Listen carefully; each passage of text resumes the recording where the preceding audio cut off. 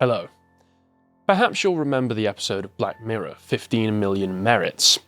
Of all the dystopian futures Black Mirror has presented us, 15 Million Merits might be the one that I think we're closest to realising.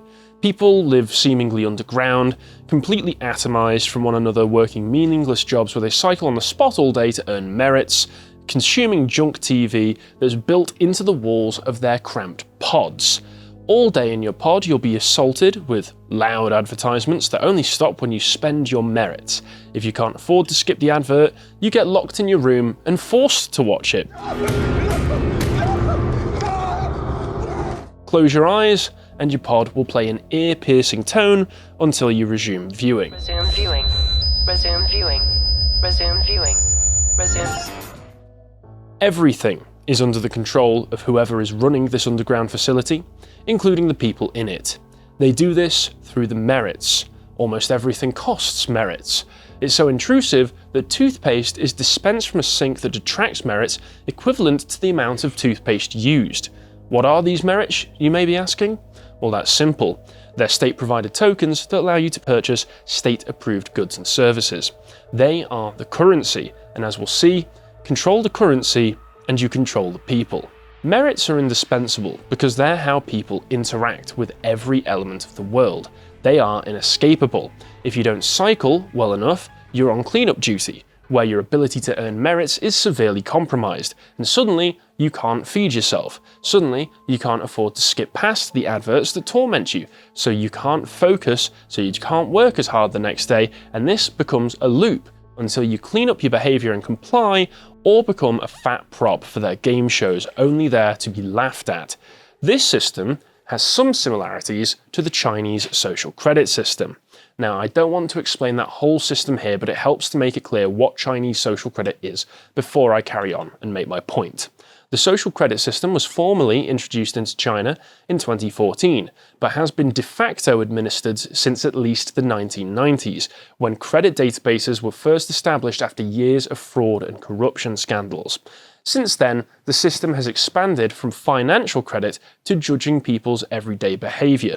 Starting at 1,000 points, different behaviours will add or detract from your score, which has a ceiling of 1,300 points and a floor of 600 points.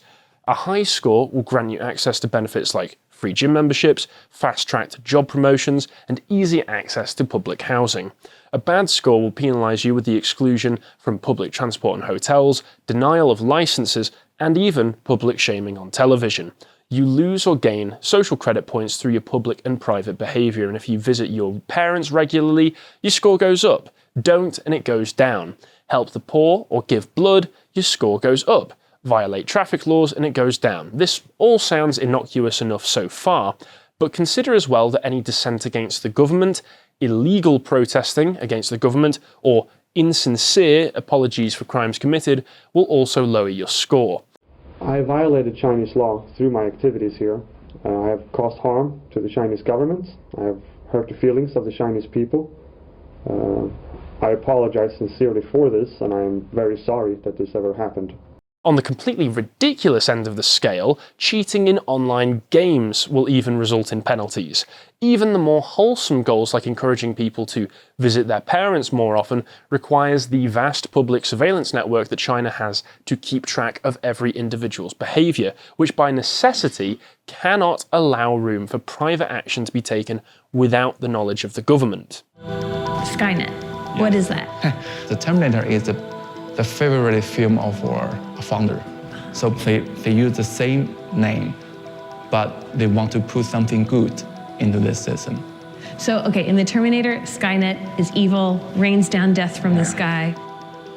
But in China, Skynet is good. Yeah, that's the difference. This system is not yet fully implemented, and what I've described above varies within different provinces, but it has already negatively affected the lives of many, including the mixed martial artist Zhu Xiaodong, who has been repeatedly punished and barred from public life for exposing traditional Chinese martial arts as basically useless against modern Brazilian Jiu-Jitsu and MMA. If you want to learn more about the Mad Dog, I'd recommend watching Count Dankula's excellent video on him. With all of that out of the way, I don't think it's hard to see where the Chinese social credit system and the world of 15 million merits overlaps. Have you seen a film just like a Black Mirror? You just stand there and your face there is a point.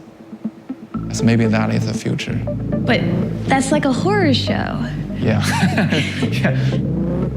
But I think that is maybe the kind of the future. Every people have their social points, I think.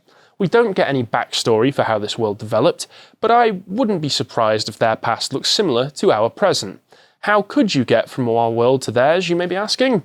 I'd suggest it has everything to do with how money works and our monetary system. To explain further, we need to understand what money is and what function it fulfills in society. In the Austrian conception of money, elaborated by economists like Karl Menger, Ludwig von Mises and Murray Rothbard, money evolved as a means for humans to solve what is called the double coincidence of wants. Now, what does this mean? Well, imagine we're in a barter society. Ask yourself, what happens if I have chickens and want cheese, but the local dairy farmer doesn't want my chickens? I'd have to make a series of inconvenient trades before I get the commodity the farmer is willing to exchange for. Money, historically, develops as a commodity that becomes more valuable for purposes of exchange than for its practical or aesthetic function. What makes a commodity suitable as money? It generally needs to be transportable, distinctive, homogeneous, marketable, scarce, and durable. Different commodities have arisen throughout history to become money, but over time, gold and silver became universal standards for currency across continents. It's important to understand that what's used as money is a commodity in itself, or tied to a commodity like gold, which is what gives it its value. Gold is both a precious metal used for ornaments and jewellery, and is useful in electronics, so even if you don't want to exchange it for anything, it still has value. Without this, you have something like the fiat currencies we currently have. Pieces of paper printed by the government with numbers on them denoting the value of each piece of paper, with nothing intrinsically valuable about them. When the state monopolises the creation of money without tying it to a commodity like gold, the only thing ensuring the stability of the money's value is public faith in the state.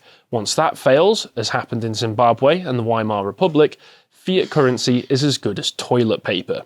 This happens because fiat monetary systems have no check on the printing of new money.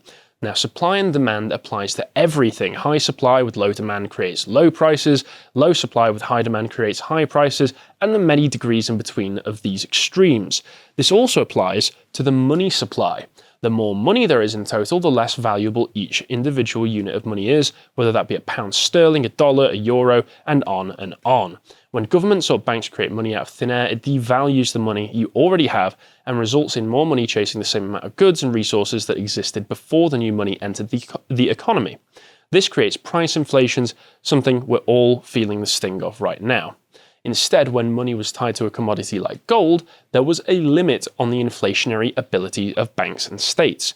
When banknotes acted as receipts for gold, the amount of notes banks could print was restrained by how much gold they had in reserve.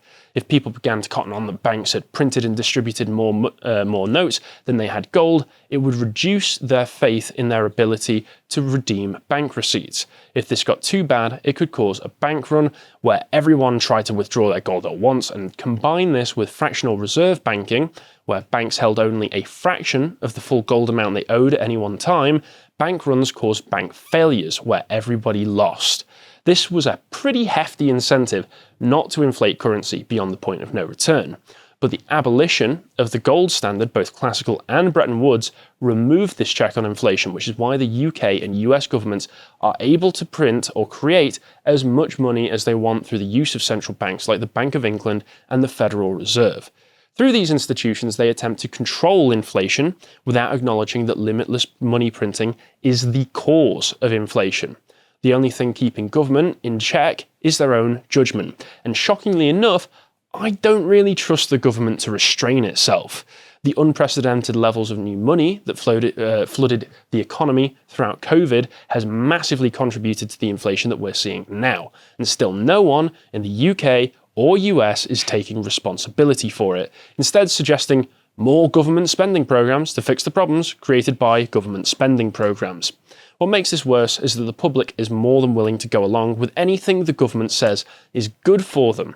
Already since the COVID lockdowns, we've seen a rise in companies going completely cashless, ostensibly to prevent the spread of COVID, but since the pandemic is over, many companies have stuck without cash for convenience. Recent estimates suggest that only 1 in 6 transactions are made with cash now. Businesses are increasingly transitioning to cashless transactions, the latest being Starbucks, and the public is just going along with it. So unsurprisingly, governments are revealing plans to introduce a fully centralized, fully digital currency managed by the central banks. These are called central bank digital currencies, or CBDC for short. Rishi Sunak, the former Chancellor of the Exchequer, has stated his intentions to introduce a CBDC that would function alongside paper money. The stated reason for why they're doing this is the changing ways people are using money. And I have to admit that this is true. People are now using less cash than ever. And once people get used to the convenience of digital currencies, don't be surprised when the government restricts the use of cash altogether. The public information available on CBDCs states that they'll continue to issue cash for as long as the public still want it. This is not a good thing. The government and banks already have too much control over the total supply of money in the economy, but with a cashless economy, they will have complete control over how you can spend that money and what you can spend it on.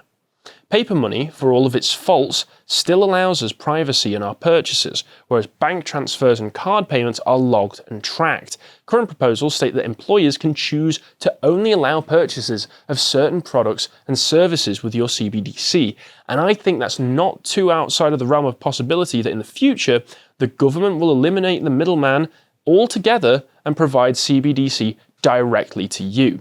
The implication of such a thing is terrifying. And if we cast our minds back to Black Mirror, it sounds eerily familiar. To be able to control how much you're spending, what you're spending it on, and whether that's acceptable, a vast surveillance structure like already exists in China would need to be constructed, and neither Labour nor Conservatives or any political party could be trusted with such a system. When the state has control of money and how you earn it, it has control of you. Once all is said and done, the most that I can hope for is that we aren't all saddled to bikes cycling to nowhere, accruing worthless state tokens. But perhaps there is a different way. Despite my obvious aversion to the path that we're on, sometimes I need to take my own advice too. Being honest, even I often just pay by card for the convenience of it, so I'm a part of this problem too. We can at least start to show some resistance before it's too late, so it's time to vote with your wallets and reject card payments, reject contactless, and maybe try using cash a little bit more often. It might not do much, but hey, it could do something.